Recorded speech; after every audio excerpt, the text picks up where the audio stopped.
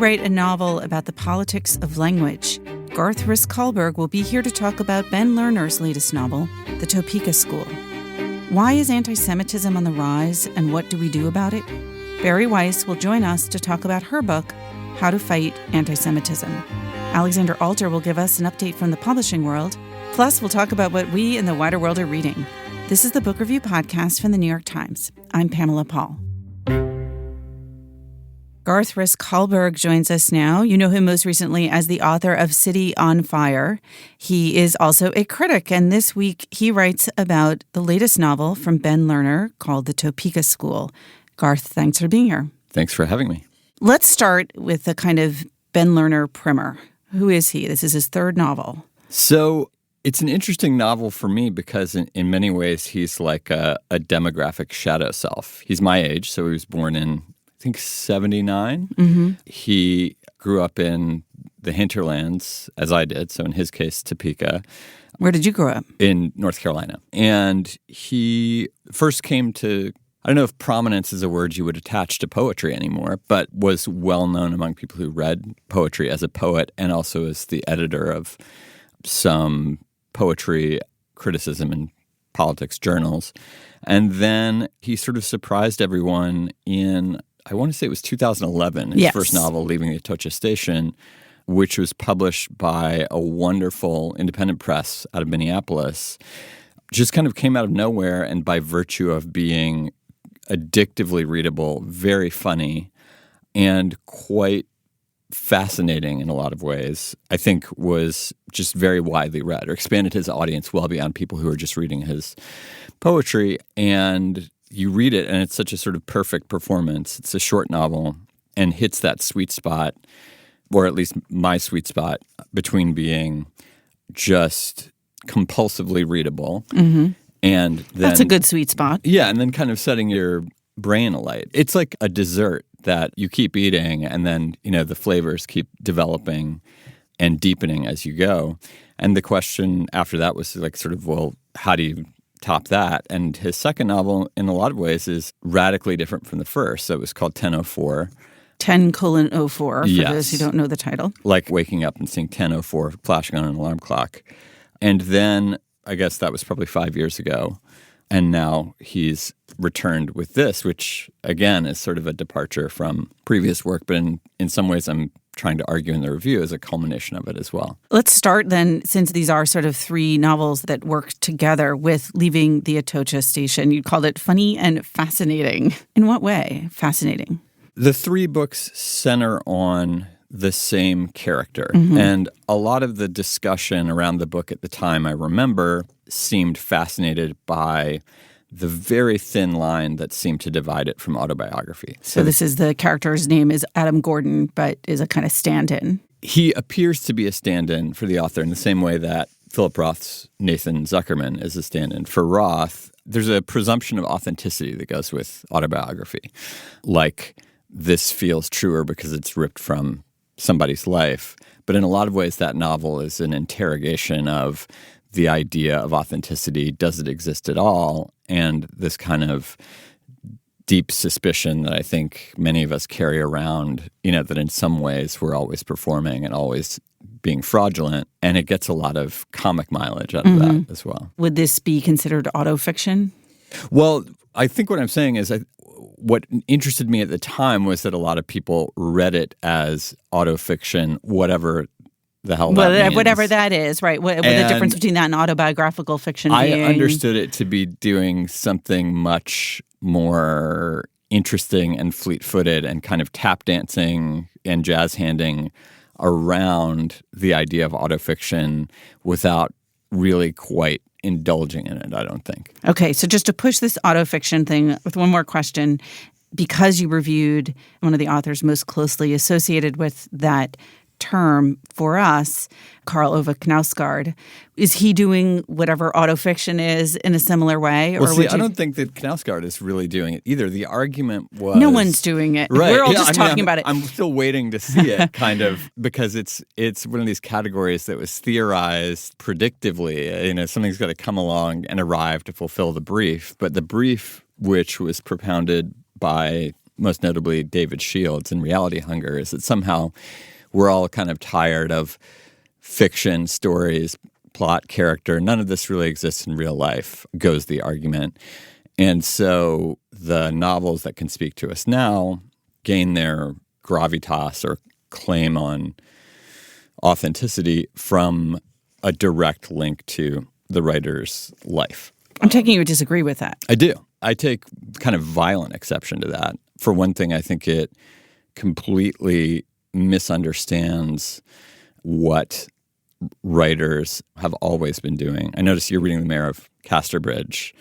I am certain that as kind of preposterous as the plot of that novel is, there are a great many things from Hardy's autobiography, like and personal experience, squirreled away in it.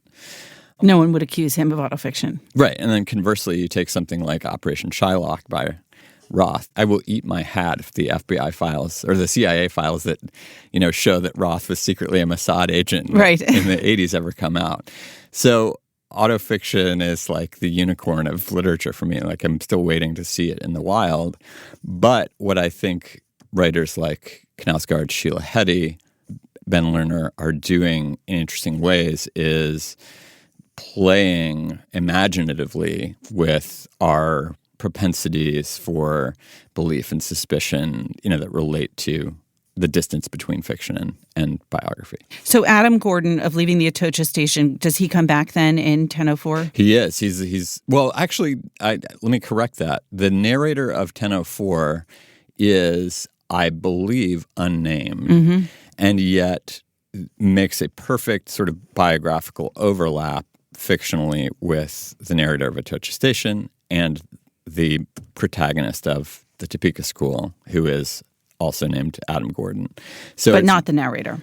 Yeah, but it's very easy to see. I mean, and I would say that the voice of the sections where Adam Gordon speaks directly to us in the Topeka School is a very near match for the voice of 1004, more so than Atocha Station. So I think it's quite plausible to read them as a trilogy. And do they progress in time? Yes, but in a funny way. So 1004, I think, finds this poet, born in 1979, Topekan poet character 10 years on. It finds him, in fact, after the successful publication of his first novel. So it advances the plot. The Topeka School actually takes us back to when this character, now named Adam Gordon again, is a high schooler. And it also advances us beyond. So it takes us up to when he's nearly 40 and the father of 2 daughters. One of the descriptions I've read about this book is someone called it a suburban coming-of-age novel for the Trump era. So since you said that, most of it takes place in the 1990s, but it does, as you said, jump up to today. Does that description feel apt to you? It certainly feels like an excellent marketing hook. I think that we're going to, it's like a grilling cookbook for the Trump era, like a romantic comedy for the Trump era.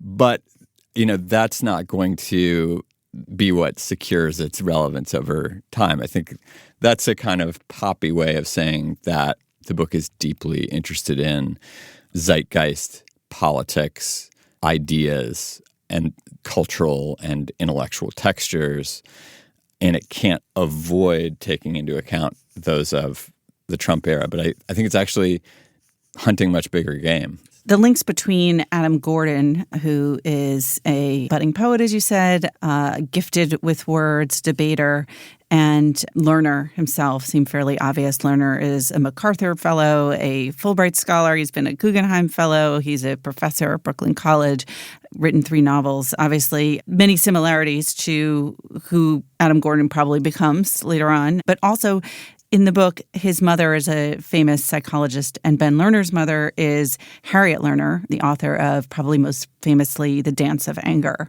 And who is his mother in the novel? His mother in the novel is Schmeriet Schmerner, famous novelist of The Schmanz of Schmanger. Or author of The Schmanz of Schmanger. He's not allocating a lot of his resources to let me invent from scratch a mother and then live with her for a while in my head and figure out how to render that fictionally. I think he's interested in sort of different dimensions of what the imagination can do. She, to me, is actually a quite remarkable character, maybe the center of ethical gravity in the novel. The Adam who we meet here, maybe just because he's 17, is a little bit less complex, at least as a teenager, than the one we've encountered in the first and arguably second novel. But the mother here, Jane Gordon, is, to my mind, like a richly layered and interesting creation. One of the things I like about her is that the novel likes her. I don't mean that a character should be likable. In fact, I'm kind of predisposed to the notion that a character probably shouldn't be likable or is more interesting when not likable. But the novel really admires and respects her, and should, because she's really smart. She's a committed feminist. She has managed to harbor the ideals of her kind of like 60s, her own 60s coming of age experience into the more compromised territory of adulthood. And yet, for as much as the novel takes her seriously, she also has all of these interesting flaws and foibles to me, which come through in the narration. Like, she's almost an unreliable narrator. Another unreliable narrator, I guess, in a way, would be the character Darren, who has limited intellectual or mental abilities. And you said specifically with regard to language as a kind of counterpart to Adam Gordon's character. And so the choice that Lerner makes is to not attempt to narrate from his perspective, which would be sort of like, Benji in The Sound and the Fury or something. It's a third-person voice, but it's the most unusual voice in the novel. It's third person, so it originates somehow with, Adam or Lerner outside of the Darren character. But its perceptions, it's kind of interestingly busted up perceptions are, I think, really haunting and powerful, and point to the trail of damage that, these other kind of well-meaning intellectual characters leave behind them in their blind spots. So the Darren character, not only it is intellectually limited, but specifically with regard to language as a kind of counterpoint to Adam Gordon, who is gifted in language. That's my interpretation. There are places where I think it pushes a little too hard at the idea of language, having it versus not, where does meaning come from? The Darren character is not one of the places where it does that. So your first impression of him isn't like, oh, here's a guy who has no words. It's more like, oh, here's a guy who's not going to make it through high school intellectually. But an interesting thing about it that I pulled out in my reading was just, if you look at why those sections are so beautiful, it's partly because they're so deprived of the linguistic resources that Lerner makes use of everywhere else in the novel. To what extent is this a novel about the uses and misuses and the capacity and the limitations of language? That question is why it was really hard to write about this at 1,600 words. I could have the limitations of word count in the New York Times Book Review. I could have happily done 4,000 words on it. In one way, it's almost entirely about language. And that makes it sound really intellectual and forbidding in a way that it's not. But what I mean by that is that, like, language is behind all of the kind of metaphors and tropes that are stitching together this novel. You've got debate, you've got poetry, you've got therapy. Both the parents are therapists, with the heavy emphasis on talk and interpretation and subtext and text. But there's another way in which I almost feel like language is the vehicle of the metaphor, and the tenor of the metaphor is something quite different, the thing the metaphor is standing in for. And so it's almost like language in the book is a metaphor for a metaphor for something that it's much harder to get your arms around. And that is where I think it opens into this question of, like, how is this book about the 90s very much a book about how we live now? How is it? One of the fascinating things about reading the book for me that I had some questions about whether people 20 years younger than me or 20 years older would share it is its engagement with 1996 and 1997. These are like really formative years for me. And is that when you graduated from high school? yeah, I'm class of 97 too. So to me, that time is still very much alive. Yeah, that sounds like a kind of terrifying reading experience. You described it as comforting. No, it's because I think, the 90s it's so close in the historical rearview mirror that we're only just getting into the 90s retro. The songs are only just popping up on oldies radio now. Oh, that's horrifying. It is crazy, That time in my mind was very much, of a piece with the present until I read this book. And then I was like, oh, wait a minute. This is almost historical fiction. That's in the rear view. And then I started to think, well, why would you, aside from the virtue of all the autobiographical access that you have, you just, all the details are near at hand. Why would you choose to write about that time now? Mm-hmm. What does that distant historical period have to say about where we are now? And I think for Lerner, I think the book is kind of putting that forward as a kind of turning point historically. So you had, famously, and I think it's mentioned in the novel, the quote-unquote end of history. Right. The Berlin Wall had fallen. Soviet Empire had crumbled. Francis Fukuyama comes forward with this thesis, history's over, the quote-unquote good guys won, and it's just, that's how it's going to be from now on. And the 90s was this weird time of in terms of Kissinger-level geopolitics, despite several hot wars and genocides, the balance of power was very stable. And like the moment we're living through right now, we were at the kind of peak of a bubble financially. Mm-hmm. And so there was this sense of surplus. And then at the same time, as I experienced it and as apparently Lerner experienced it, that kind of wasn't scratching anybody's deeper emotional or spiritual itches. So these characters are in crisis, especially the 17-year-old character, Adam, is trying to figure out, what does it mean to be a man? What does life look like as an adult? And despite being surrounded with fabulous things and choices of music and the big box store where you can get everything, and even working class people, standards of living are going, this guy is in crisis, and as is sort of everyone around him.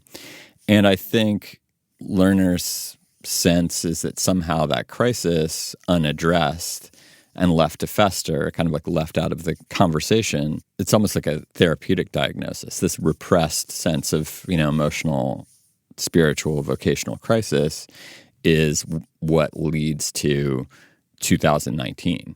That's terrifying. You keep saying that. I don't mean this to sound like a terrifying novel, but it does have a darkness to it. Well, one of those darknesses that... Can I just also say it's very funny? The novel, yes. Yeah. Funny and also fascinating. It's only terrifying when you really think about it hard, and a lot of it is just pleasurably funny. We will hopefully not ward off listeners from reading the book with my interjections. They've given it a very dark cover, too. It's a tornadic. It does. It has a sense of foreboding. Yeah. And I'm going to stay on the dark side just a little bit, because one of the phrases that keeps coming up with regard to this novel is toxic masculinity or masculinity. And you said sort of what it means to be a man. And again, I don't want to reveal anything in the plot for those who haven't read it. But in what ways is this book about manhood today? I think in kind of every which way. A lot of the book is pleasingly diffuse in its exploration of culture and politics and all those things. And as I said, I think there's some times when it gets almost a little too self-conscious or pointed about those. But one of the places where I think it rides the line really well between stumbling upon a theme and really knowing your theme and using it as an argument is the masculinity. It seems like that kind of emerged organically as something the book's very interested in. And that kind of ties into, I think, the dialectic between surplus and emptiness. Here's this character who's, in some ways extremely privileged, intact household. Everybody seems incredibly smart, great educational prospects. They seem to have plenty of money. They live in a rambling Victorian house. All of the kind of baseline concerns of Maslow's hierarchy of needs are amply met. And he's gifted. He's a gifted poet. He's a gifted debater. He's a quasi-gifted freestyler. This hip-hop freestyling thing comes along, and he's like, it's poetry plus debate. It's perfect for me.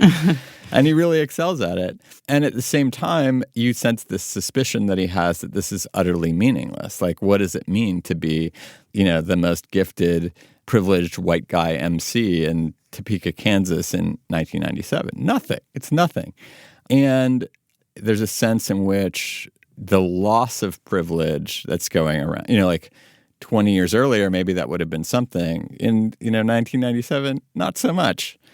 And the same with being a debate champ, and the same with being a great poet. If you were a great poet in 1940, maybe you would have been on the cover of Time magazine. And if you're a great poet in 2019, maybe you have a couple thousand Twitter followers. I was going to say. That loss of privilege in all of these performance arenas by which men have distinguished themselves, and I'm not saying that approvingly, but like it's one reading of the structure, has created this kind of sense of like, what can I build? What can I make of my life that will have meaning if this stuff doesn't? And like the obvious answer that's lurking in the interstices of the novel, which is like make connections with other people, do things for others, like it's a kind of ethic of empathy instead of an ethic of performance or amassing capital, linguistic capital, financial capital, the capital of white privilege. Well, you've succeeded in taking me away from that terrifying place, which feels like a good place to end. Garth, thank you so much for being here. Thanks again. Garth Risk Hallberg is a novelist. He's the author of City on Fire, and he reviews this week on the cover of the book review Ben Lerner's new novel, The Topeka School.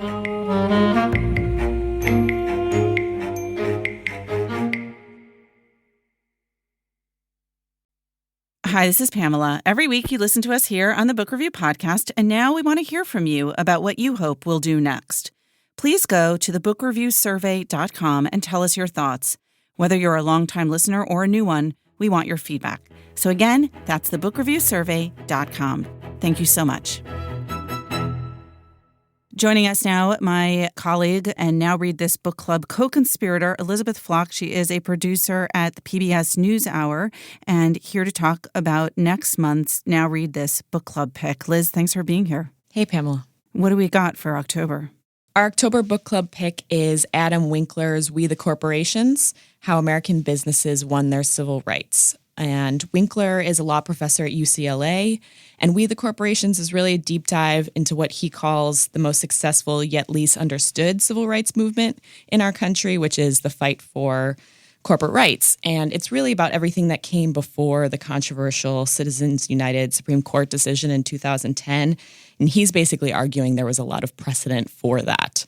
And I think it's super timely, especially as we have Elizabeth Warren and Bernie Sanders on the campaign trail really running on platforms of criticizing corporate power. And this book really looks at how we got here. Yeah, it's interesting. When we were talking about it and reviewing it here at the New York Times Book Review, it felt like on the surface, you might think this is a narrow topic. But once you think about it, and again, especially with regard to Citizens United, the Supreme Court case that really opened the floodgates in terms of lobbying dollars for campaign finance, that this is a huge issue. This is defining really our current politics and the way in which elections operate and the influence of money. And the book is such an interesting lens through which to see how we got there in terms of legal decisions that were made along the way. And just this idea of corporations being like people, in a sense, that have rights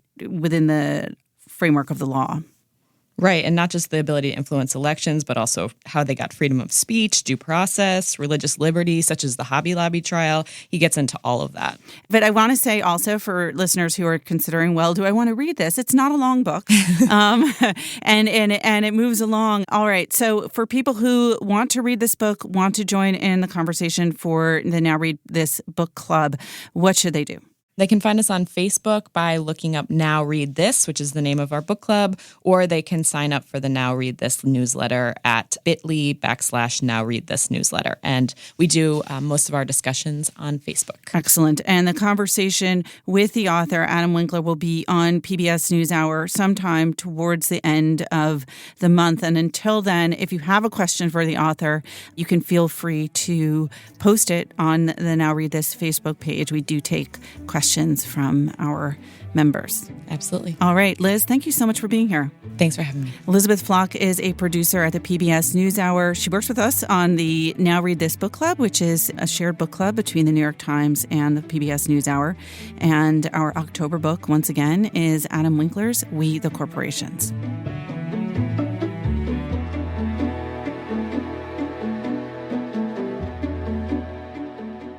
Joining us now, my colleague Bari Weiss. She is a staff writer and editor at the opinion side of the New York Times and also the author of a new book, How to Fight Anti-Semitism. Bari, thanks for being here. Thanks for having me. So this book has a very unfortunate beginning.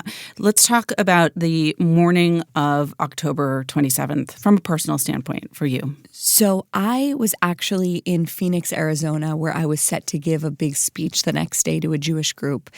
And around 10 a.m., I looked at my family chat. My phone pinged, and there was a text there from my youngest. I'm the oldest of 4 girls, from my youngest sister, Susie. And it just said, "There's a shooter at Tree of Life." I immediately wrote back, "Is Dad?" I didn't even finish the question, meaning, is Dad there? My dad floats around to different synagogues in Pittsburgh, and he's often at one of the different services that meet in that building. Thank God he wasn't there. He was still at home with my mom, and my mom wrote back, "We're definitely going to know people." It turned out 11 people were murdered. 6 or 7 of them my dad knew well. I knew 2. And, I was supposed to fly to Israel to do a reporting trip that Sunday, actually, with my dad. I changed it, obviously, went home and just spent a week in Pittsburgh, writing columns, going to funerals, spending time in the JCC, which had sort of become a mourning tent, and just bearing witness to not just what this white supremacist had done in my community, but the response of the community, which was the thing that actually gave me a tremendous amount of hope. This was almost a year ago to the day, or at least to the month. Was it harder for you to do that kind of writing, to write those columns and those pieces when it's so personal and so emotional, or does it make it easier? It's more emotionally draining, but they just came out of me. And I think they're probably the two most impactful things that I ever wrote were those columns.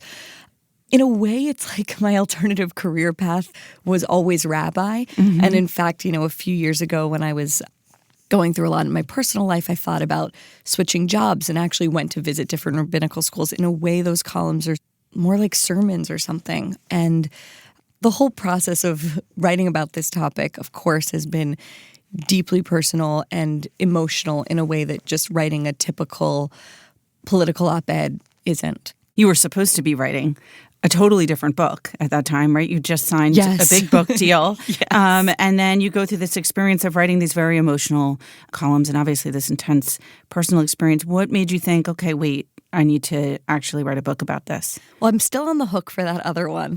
We'll get to that at the end. I can't even think about doing that right now.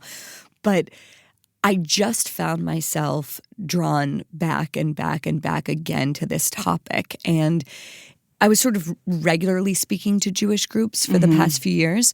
After the massacre in Pittsburgh, I was getting lots of invitations. And I just found that the questions that I was asking myself were the questions that were being asked by Jewish communities of every political and religious stripe everywhere in the country. And I felt like the book was really necessary. And so I went back sort of with my tail between my legs to my editor and said, please, just can you let me do this and can we get it out as fast as humanly possible? Because I really wanted to come out before the high holidays. Going back to those initial columns and essays that you wrote in the aftermath of the attack, what was it that you wanted to say, that you felt you had to say?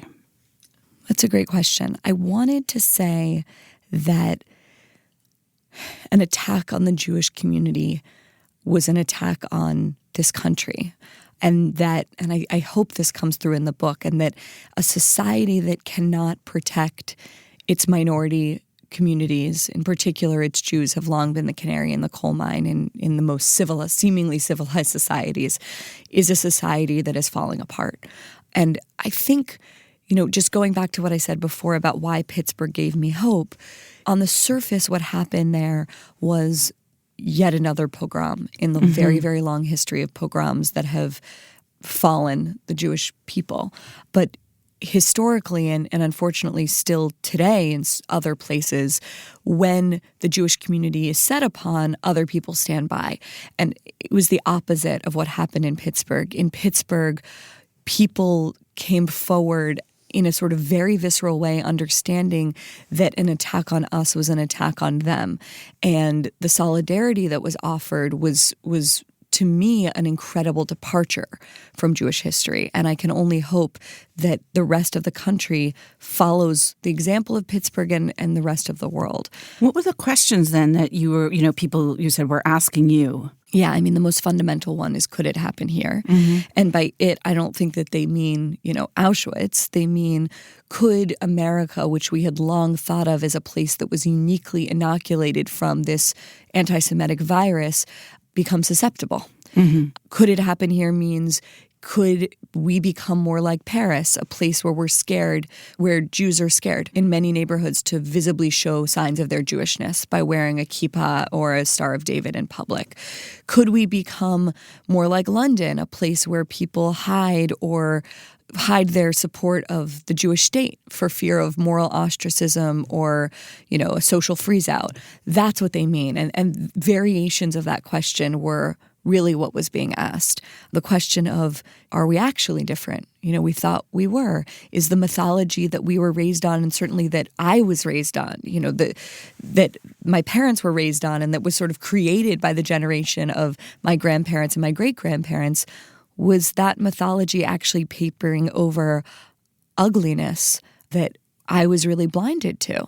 It's not as if I didn't know who Charles Coughlin was, and I didn't know about Charles Lindbergh, or I didn't know stories growing up of the rallies in Madison Square Garden, which drew 20,000 people to praise Hitler. I knew about all of that, but those were just such tiny footnotes. And now all of a sudden it felt like maybe those footnotes were moving into the main text. Well, also they felt more historical than present day. Totally. And even though, and I mentioned this in the book, there were incidents, those incidents really didn't change the story I was telling myself. Incidents like, when I would wait for the bus to take me and my second sister to school at our Jewish day school, there was a school bus that would drive by from the Catholic school, and they would scream kikes and dirty Jews. Or, I remember in high school someone telling me to pick up pennies. So there were little things like that, but nothing that fundamentally asked me or forced me to change my assessment of this country. And I would say that the past 2 years, most notably with the attacks in Pittsburgh and Poway, but honestly a million other things, really have made me do that. What are the other things? The other things are the ways, as I think, I don't know if I put it in the book or in another piece like this, that the things that were relegated to the lunatic fringe or the moral fringe have sort of definitively moved more into the mainstream. And that has to do, first of all, with, political rhetoric, obviously, that we're hearing from the right, and not just from Trump, but of course also from Trump. The idea that, that it's almost like anti-Semitism without the Jewish component. It's talking about how there's a secret hand that controls the world, and it's the globalists, it's the elitists, it's the bankers, and they're screwing you over, the average working man and woman. There's a reason that people like Richard Spencer and other anti-Semites in the alt-right, as they like to call themselves, were drawn to Trump's banner. He really played those major chords that conspiracy theorists were drawn to, conspiracy theorists of all stripes, including anti-Semites. But then you have, unfortunately, signs within the Democratic Party itself in the person of Ilhan Omar and of Rashida Tlaib.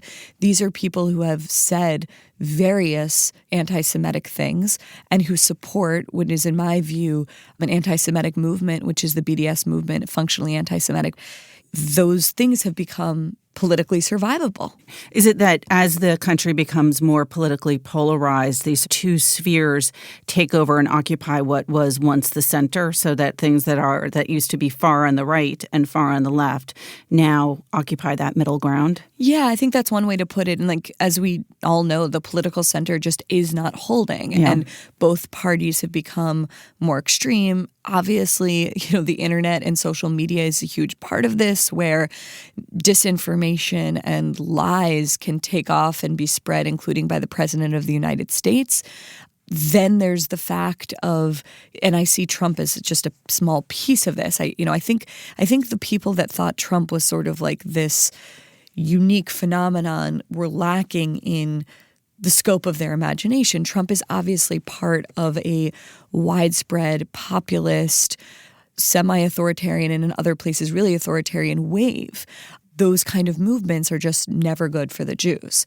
So there's lots of things sort of happening at once that have made this moment, I think, uniquely dangerous for us. You've talked about three major strains of anti-Semitism. It's a real strange bedfellows kind of area they occupy. What are the three strains? So the three strains are the far right, and the far right is, I think, the kind that most Americans, and certainly most American Jews, are most familiar with.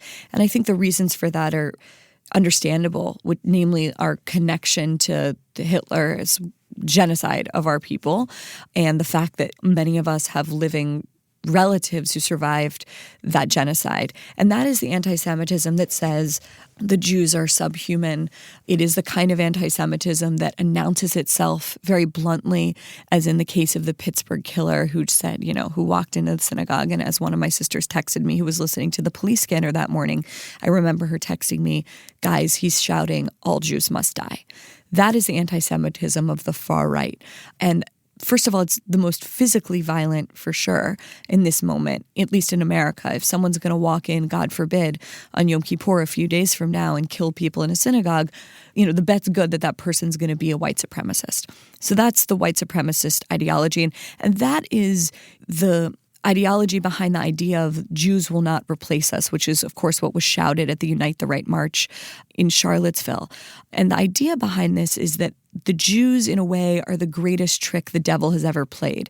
And the reason for that is that the majority of us, at least in this country, not in Israel it's the opposite, but the majority in this country of Jews are of Ashkenazi or of Eastern European descent. We can pass as white, we look white, but in fact, we're actually loyal to black people and brown people and immigrants and Muslims. And that's, of course, what the Pittsburgh killer believed. The reason that he chose Tree of Life was because it had been a part of this national initiative at different synagogues to be a part of National Refugee Shabbat, which celebrates the Jewish value of welcoming the stranger. So that's the anti-Semitism of the right. Yeah, that feels very understandable, familiar. We know that anti-Semitism. Yeah. Is the anti-Semitism of the left something newer? It's not newer. There's more debate about it. It's not newer because just look at the Soviet Union. Mm-hmm. That is the kind of anti-Semitism the Soviet Union practiced. What the anti-Semitism of the far left does is that it cloaks itself in the language of social justice, of progress, of anti-racism. Of course, this is what Jeremy Corbyn, who I think is the best example of this, does. And it says, you can be a Jew and you can be part of the Progressive Coalition, no problem. But in order to be a part of the Progressive Coalition, to be a progressive in good standing, we need you to disavow whatever parts of your Jewishness we find objectionable. So, of course, in the Soviet Union, what that meant, because religion was anathema to the Communist Party, it meant you cannot practice your Jewish faith. Nowadays on the left, the most profane thing is expressions, I would say, of power in any way. Power is profane right now on the left. Victimhood is sacred, and that has to do with intersectionality and a lot of other issues that maybe we don't have time to get into. And so I think what it asks of the Jews increasingly is, in order to be a progressive in good standing, you need to abjure Jewish power. And the most the most obvious, clear totem of Jewish power, of course, is Zionism in the state of Israel. And so in order increasingly, I think, to be a Jew and remain a progressive in good standing, you need to publicly disavow your Zionism. And we just see examples of that over and over and over again. And in asking Jews to do that, it is not asking them, and this is where they like to erect a straw man, it's not saying you can't criticize Israel. I criticize Israel all the time. It is simply saying, it is asking the Jews to disavow their Zionism is like asking us to disavow our belief in one God.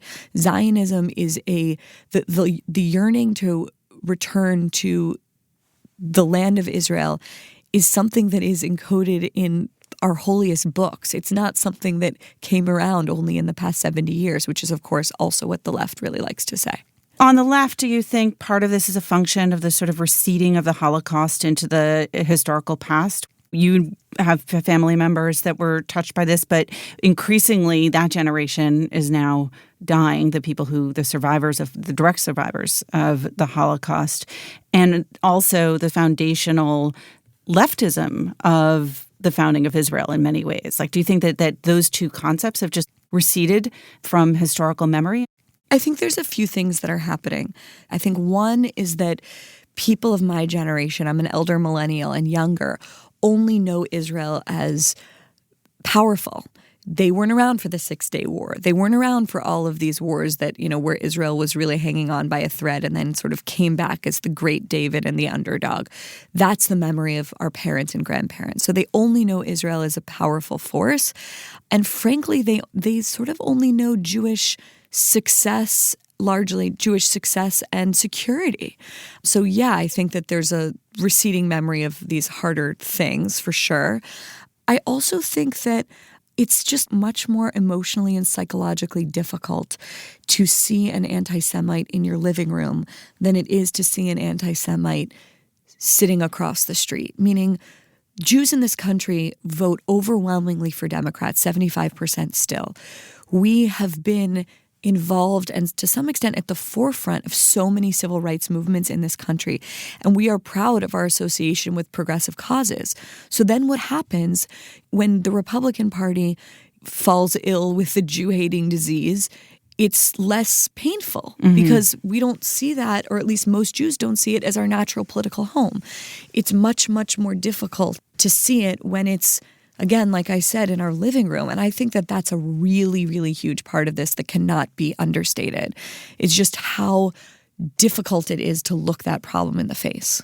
Actually, I'm going to skip over that third part of that trifecta, radical Islam, because that's a more familiar narrative for most people today in a post-9/11 world. Has the internet and social media in particular exacerbated anti-Semitism? Yes.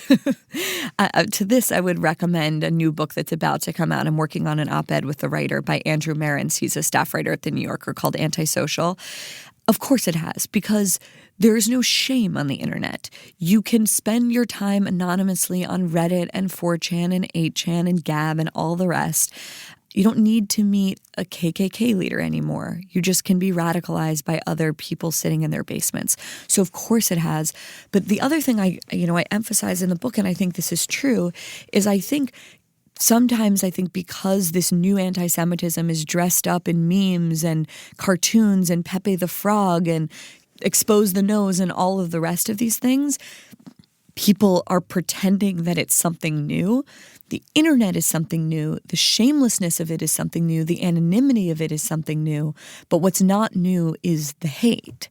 The hate is the same and the tropes are exactly the same, even though they're dressed in new clothes. So moving from the internet and social media, I think, to our current politics, are there things that the Trump administration is doing that are exacerbating anti-Semitism? I don't think there's a question about that. There's the obvious things, right? It's like it's lame to call them dog whistling because they're just whistling.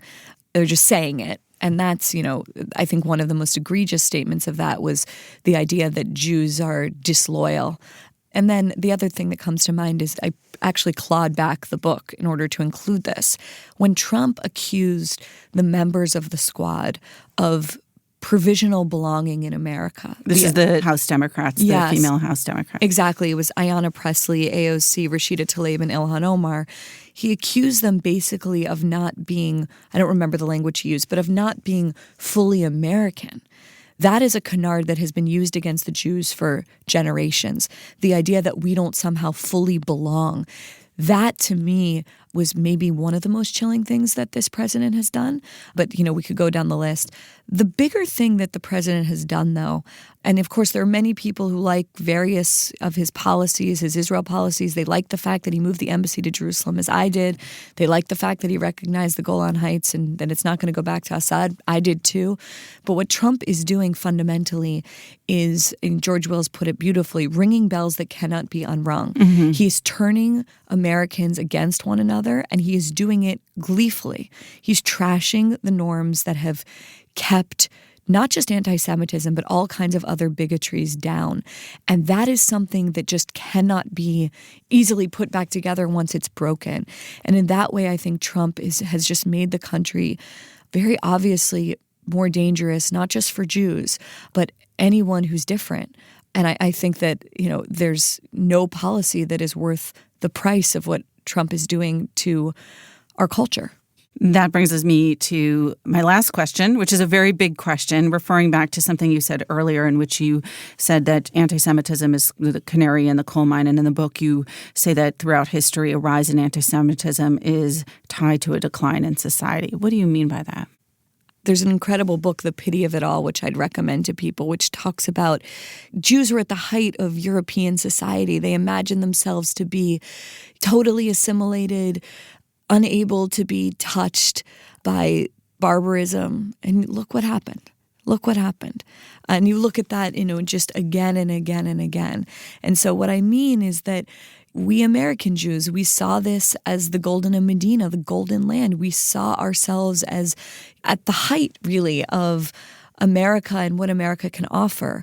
And I do think in many ways, and I don't want to leave this on a down note, because I really do believe that America is uniquely suited in a way to beat this thing back.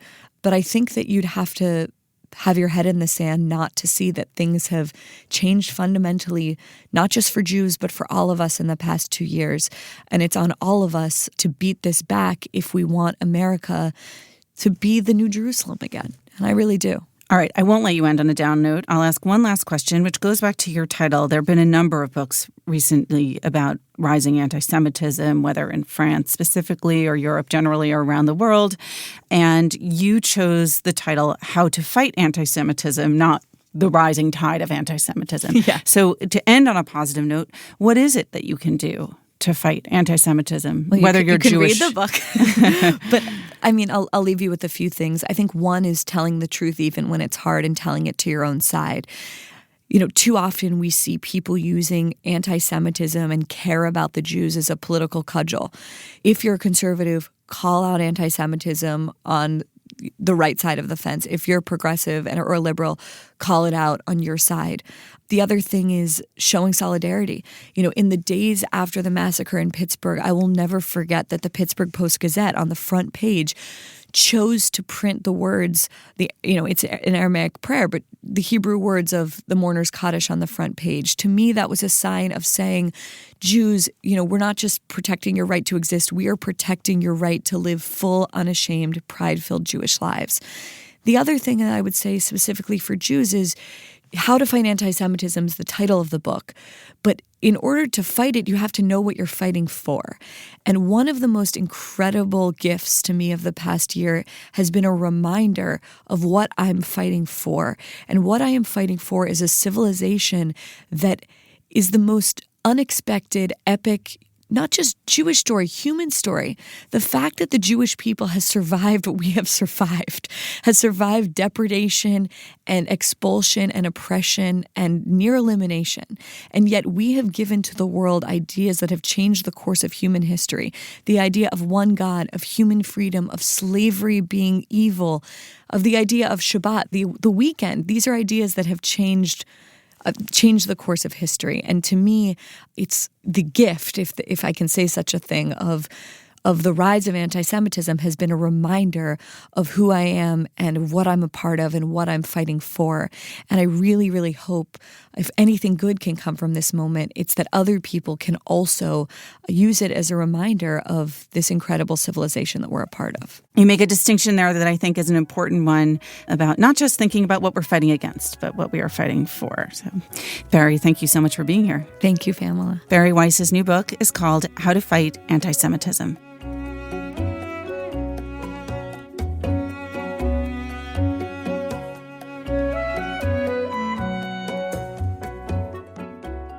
A few listeners have emailed asking, where is Alexandra Alter? She's been off the podcast for a few weeks, but she is back this week. She's just been reporting stories that you will read about soon. So in the midst of yet another one, Alexandra joins us now. Hi, Alexandra. Hi. What's new in the world of publishing? So there was an interesting announcement of a debut novel this week that caught my attention because it's the continuation of a trend that we've seen for a few years. The novelist is the actor Jim Carrey, which is somewhat unusual. He is co-writing a novel that Knopf will publish next May, and he's co-authoring it with the novelist Dana Vachon. And apparently this novel is about acting, Hollywood, agents, celebrity, privilege, friendship, loneliness, romance, addiction to relevance, fear of personal erasure, growing up in Canada, and a cataclysmic ending of the world. Is it about love? Love was not mentioned in the press release.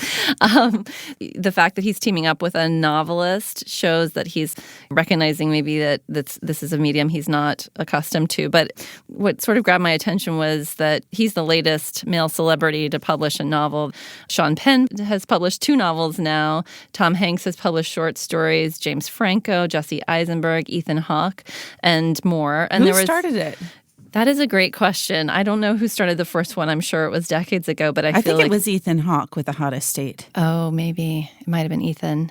I thought it was interesting to see the reactions from the literary world. There's always, a little bit of snickering and snootiness when celebrities deign to write fiction. Of course, it's fine when they write memoirs, but there's also an interesting analysis in Slate that got some reactions online about why we see male celebrities writing fiction constantly and female celebrities seem to be recommending fiction. There are book clubs that are by really influential actresses, from Reese Witherspoon to Sarah Jessica Parker to Emma Roberts and Emma Watson.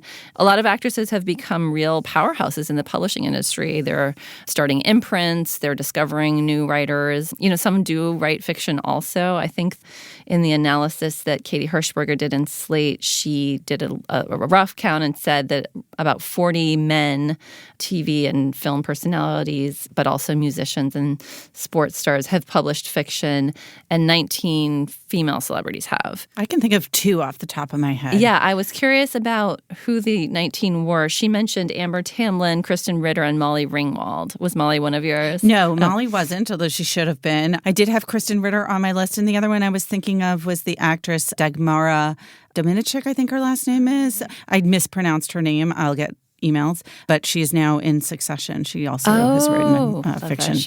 Love that show.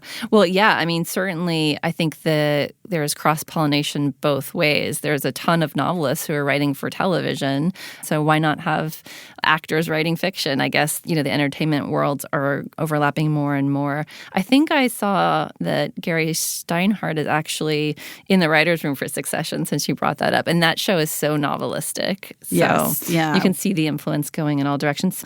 I'm sure we'll talk to Jim Carrey on the podcast when his novel comes out. He's doing media appearances, so. Aha, okay. Duly noted. And we do have John Lithgow coming on the podcast in a few weeks, but for poetry, not fiction. Excellent. Although he's written that too. All right, Alexandra, thanks so much for being here. Thanks for having me.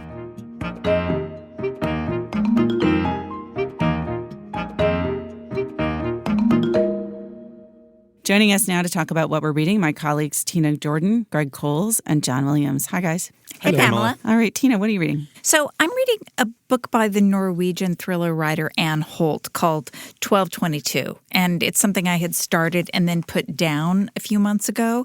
But I've become fascinated lately by locked room mysteries. I think you like them too, Pamela. The Escape Room, the story of the elevator. Absolutely. That's a locked room mystery. When it's an actual room that's locked and someone's murdered inside, that's a locked room mystery. If it's something like Agatha Christie's And Then There Were None, which takes place on an island in which people mysteriously begin to be picked off, that's called a closed circle mystery, just to get it straight. But I'm obsessed with both kinds. This is actually a closed circle mystery. A train going between Oslo and Bergen in Norway has derailed in a snowstorm, and all the passengers are sent to a nearby hotel, and they're snowed in. I was going to say I like things set on trains, but I guess it's really set at a hotel. I do like things set on trains, too, yeah. Of course, Murder on the Orient Express is a classic. Yeah, and I like the snowed in, so. Yes. Snowed in hotel, a little bit of Stephen King. Right, it's a record snowfall. They're cut off from the outside. It's everything I like so far. Is this new? This is not particularly new. I picked this up because I was talking to Marilyn Stasio, our crime writer, about unheralded thriller writers whom I should read. And Anne Holt was on her list. I'm going to insist on going next because I'm also reading a Norwegian author. Or I read a Norwegian author. Okay. Which is a new novel called Will and Testament by Vigdis Hjorth. Say that again. Vigdis Hjorth, Hjorth. Try to get me to pronounce the main character's name. That's going to be the real hurdle here. This is a novel that was a big bestseller and also somewhat controversial in Norway. And it's about 4 siblings and a family. And the oldest daughter, I believe she's the oldest, has accused her father years ago of sexually abusing her as a child. She sort of recovers these memories. So when she's in her 30s, she says, oh my God, I remember now that when I was 6, 7, 8, Dad did this. And the family, at sort of varying levels, believes her, doesn't believe her. The parents have cut her out. She doesn't communicate with them anymore. And now there's this sort of argument in the family over the parents' will. And so she's sort of drawn back into communicating with her siblings and her parents. This is written in a very straightforward, kind of plain way and somewhat repetitive, but it's hypnotic. It's very interesting the way that she works these variations on family resentment and misunderstanding. And reminded me a lot of a Danish movie called Festen, or A Celebration in English, which is fantastic, about a guy who disrupts his dad's big grand birthday party by making this accusation of abuse, and it's very gripping. And the book is similar. And Lauren Collins, the brilliant writer for The New Yorker, wrote a great piece about the controversy about it and how in Norway, her sister said, oh my God, this is autobiographical. You've used emails and things we've written to you that are personal. And she wrote her own novel in rebuttal. So that hasn't been translated in English yet, but we might eventually get a whole sort of family Interesting, a little bit like novels. how Knausgaard's wife has written a novel now. Yeah, exactly. There's obviously something Knausgaardian about it, but I won't go into it. Greg, what are you reading this week? I've got a book called The Body in Question. It's a novel, almost a novella, really. It's a very short novel by Jill Ciment. That's Ciment. It's a little bit of a murder mystery because it takes place during a murder trial, but it really focuses on 2 of the jurors on that trial. C2 is the heroine, the protagonist. Her name is actually Hannah, but we don't find that out until late in the book. And she begins an affair with the juror F17. That cad. She is married to a much older man. She's a photojournalist, and her husband is a Pulitzer-winning war correspondent. And you get the backstory of their marriage as the book goes on. And he's now 86 years old, and she's got kind of this one last gasp to prove herself desirable with this other juror who's an anatomy professor. John, you and I lately have been talking about kind of messy, ambitious, sprawling books versus Jewel-like. And this is very much a Jewel-like book. It could almost be a short story. But she's chosen every detail so artfully. It's the kind of book that everything just ripples out, and it's like she's thrown this big rock in the lake, and you follow the ripples, but she doesn't belabor any of them. I have to interrupt. Yeah. Like Do either of you or do any of you like big, messy, sprawling books? I do. I do. It's not that I'm partial to them over the Jewel-like, but I'm very generously inclined toward them, Like toward the name one. impulse. It depends on how big they. I don't think they have to be big. I think we were talking more about like they don't quite cohere. Like they're just trying different things, and it's strange because we were talking about a slightly shorter book. But Which one? it was Beetlebone, which I talked about last week by Kevin Barry. It's kind of all over the map, and it's doing a lot of different things, and you don't even always know exactly what it's supposed to be doing, and so it's not Jewel-like. I mean, I would even it's say Song of Solomon over Beloved, where it's the writer is just trying to hold that much more in her grasp.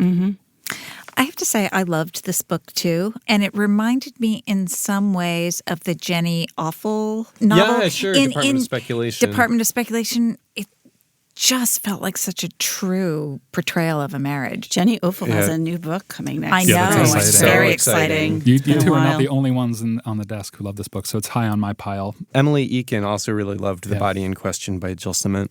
Pamela, what are you reading this week? So I finished my Lucy Knisley sort of memoir triptych here. I talked earlier about Something New, her memoir about marriage, and Kid Gloves about parenthood. And this week I read her first graphic memoir. She's written some graphic travelogues too, which I'm not including in this, but her first one was called Relish, My Life in the Kitchen. And it's interesting. You can definitely see that she's really developed as an artist, as an illustrator. The graphic component of this is it feels a little less evolved, still excellent. And it also has a different structure, though. And structurally, I thought it was really fun and smart. It's a memoir that is told episodically through food with recipes that are illustrated, which is sort of, I think, the ideal format for recipes for those of us who aren't natural chefs.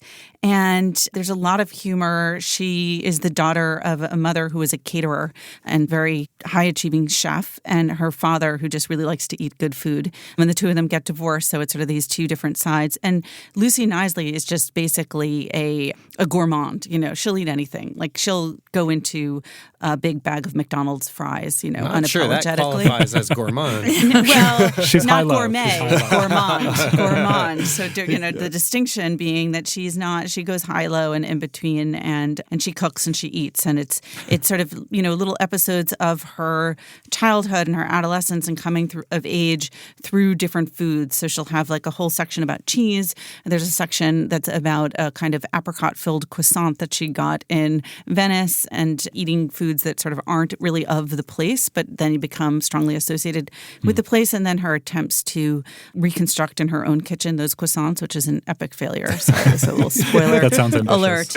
So I finished that, and then I've been reading on the side very slowly, but with much enjoyment, Thomas Hardy's The Mayor of Casterbridge. And one of the reasons why you can read this book so slowly is that it was written, as many novels were at the time. This was published in 1886, or it was begun as a serial, a weekly serial. So there's a lot of plot thrown in so that you can read like 3 pages and you have gone through, you know, 10 different traumas.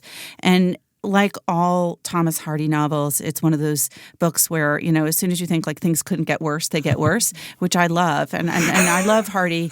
They're always so epically tragic. And what he does so well is he brings things to the point where you're like, and now it's all going to come together. But because it's only page 68, you know that in fact, no, you know, the lovers are not going to meet on the hill. Instead, you know, one of them is going to accidentally take a turn into the next village, and, you know, someone else will come and steal her bow away. There's always another cliffhanger just waiting around the corner. There is.